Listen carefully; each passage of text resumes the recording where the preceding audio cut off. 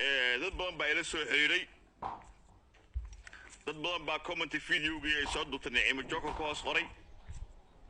oo ilaah la iscafiyana wax fiican weeye bishii ramadaankana wayna soo gashay laakiin walaalayaalow waxaan la hadlayaa dadkii ma taqaanaa Soomaaliyeed baan la hadlayaa guud ahaan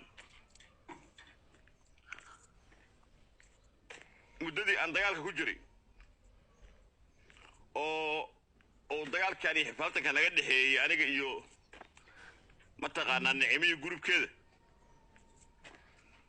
waxa dagaalkan uu galaaftay gabdho badan iyo rag badan oo qabiil walba leh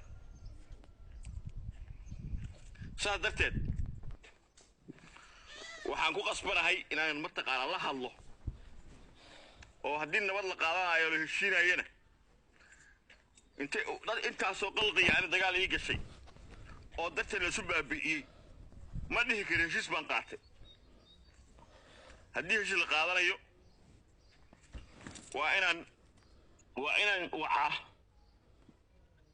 gabdhihii iyo wiilashii dagaalkan galay